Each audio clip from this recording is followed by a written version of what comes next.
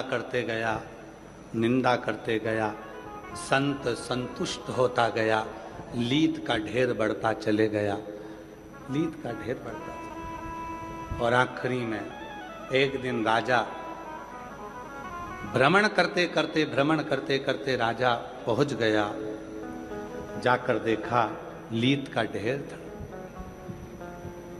लीद का ढेर। और उस ढेर को देखा, पूछा महाराज ये लीद इतनी सारी कैसे हो गई? तुम्हारे ही दरवाजे पर से मिली थी, एक कटोरे में लीद थोड़ी सी, तुम्हारी निंदा करने से ये लीद बढ़ती चली गई और अब इस लीद का कोई हकदार नहीं है, तुम ही इसके हकदार हो, तुम्हें ही इसको भोगना। ऐसी ही एक कथा और वर्णन करती है।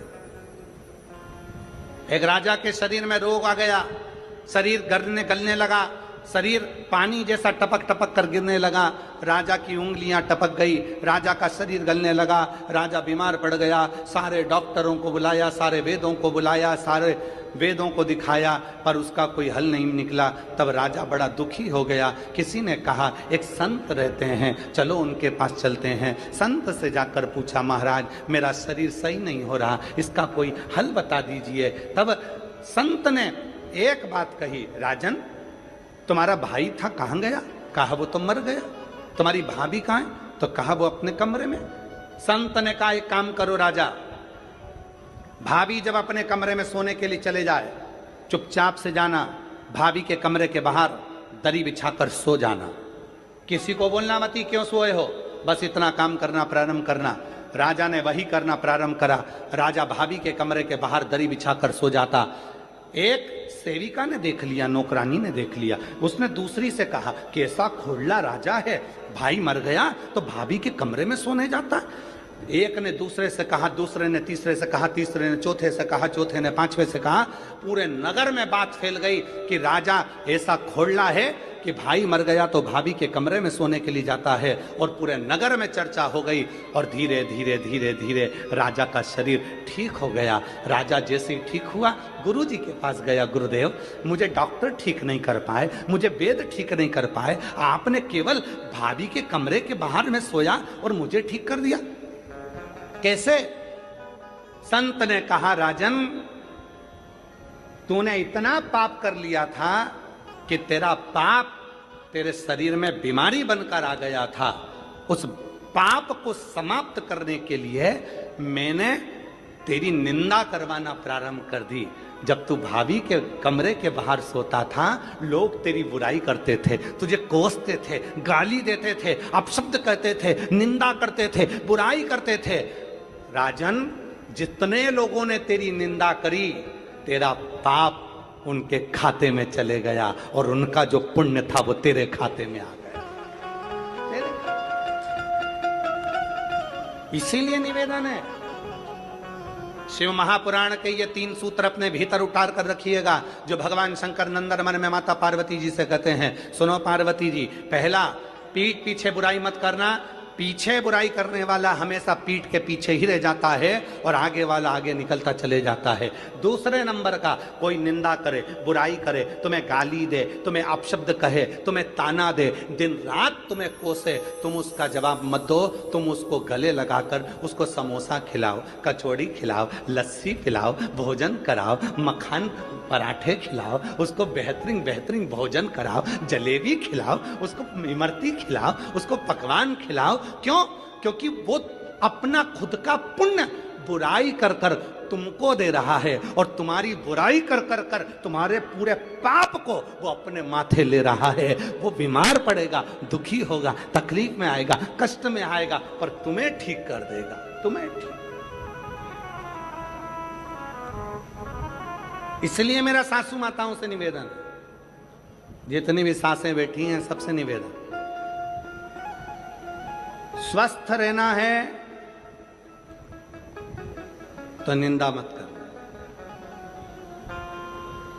बहू की निंदा करी तो बहू का पाप तुम्हारे माथे पर, और तुमने जितनी माला जपी उसका पूरा पुण्य बहू के पास। इसलिए याद रखना, एकदम शांत। तुम किसी किसी घर में देखना, बहुएं तो दिन भर बीमार रहती हैं और सास एकदम चकाचक डेंटिंग पेंटिंग करके, बेहतरीन लाइन खींच के, डब्बा भर के, और पार्लर में जाके धागे से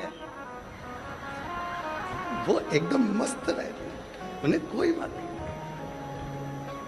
अब कई बहुएं कहती हैं, बताओ मेरी तो कमर दुख रही है, मेरा पांव दुख रहा है, मेरा हाथ दुख रहा है, मेरा ये दुख रहा है, मेरा वो दुख रहा है, और बहुएं कह रही हैं मेरा शरीर ये दुख रहा है। और सास, क्यों मम्मी 15 लोग आ रहे हैं तो क्या हुआ, मैं हूं ना, खाना बना लूंगी, तू तो रहने दे, तू तू तू जा, तेरा बच्चे संभाल तू तो। और बुढ़िया माँ ने खाना माना बना के तैयार, और बहू क्यों?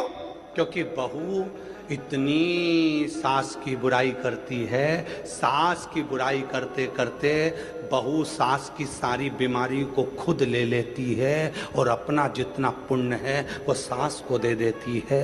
इसलिए याद रखना, ये ट्रांसफर बहुत ध्यान देने वाला है, बहुत ध्यान।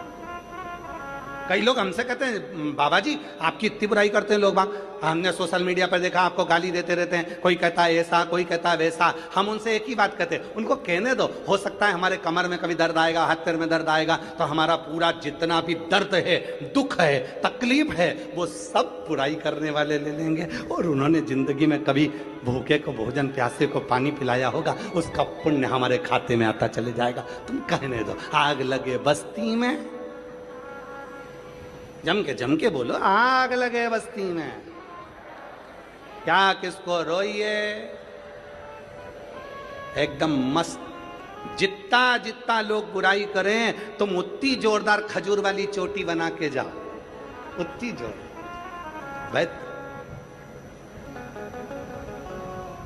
खजूर वाली चोटी।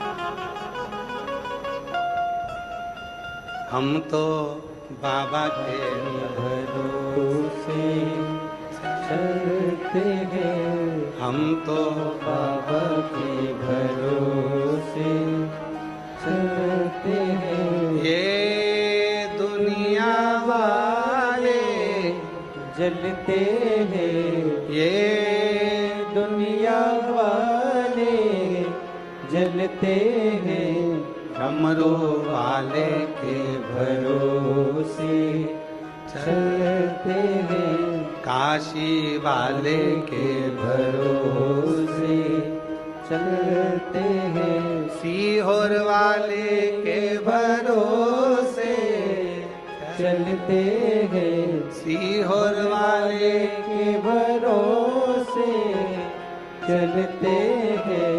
हम तो बाबा के भरोसे चलते हैं, हम तो बाबा के भरोसे चलते हैं। 3 सूत्र हैं। पहला, पीठ पीछे बुराई मत करो। दूसरा, बुराई करने वाला आपकी कोई बुराई कर रहा है, दूसरे की बुराई करने वाले को गले नहीं लगाना, अपनी बुराई अगर कोई कर रहा है तो उसको गले लगा।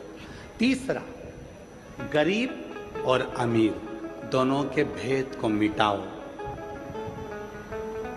कुर्सी मिले, पद मिले, प्रतिष्ठा मिले, यश मिले, सबके लिए तत्पर रहो।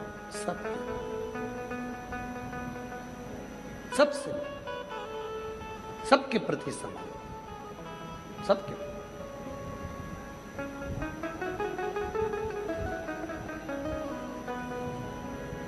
समर्पण इसी को कहते हैं।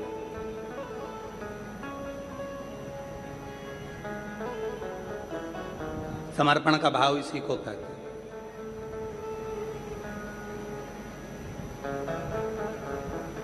और जिसमें समर्पण का भाव होता है वही जीवन में सार्थक होता है। कुर्सी मिले, पद मिले, प्रतिष्ठा मिले, पर आपका समर्पण सबके प्रति, गरीब है, अमीर है, सबके प्रति। अभी हम कल की बात, हम परसों की बात है, परसों हम पदमजीत सिंह जी से जब वो घर हम पहुँचे तो पदमजीत सिंह जी हमको नीचे मिले, तो हमने कहा कि आप अभी आ गए हैं कथा में से? हाँ। और शाम को सबसे मिलने के लिए, किसी को कोई कष्ट तो नहीं है, किसी को कोई परेशानी तो नहीं है, सबके पास जाए। हमने कहा पापा भी तो जाते हैं अमरजीत सिंह जी, कहने लगे वो भी जाते हैं, हम भी जाते हैं।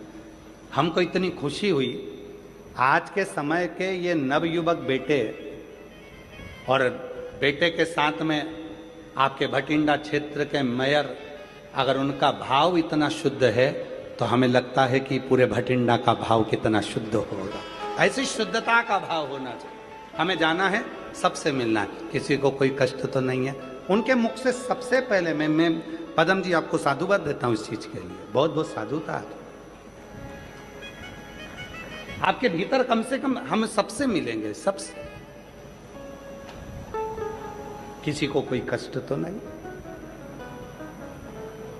स्नेह इसी को कहते हैं। पद मिले, कुर्सी मिले, प्रतिष्ठा मिले, यश मिले, वैभव मिले, उसके साथ आपके भीतर समता का भाव हो कि ये सब मेरे हैं, सब।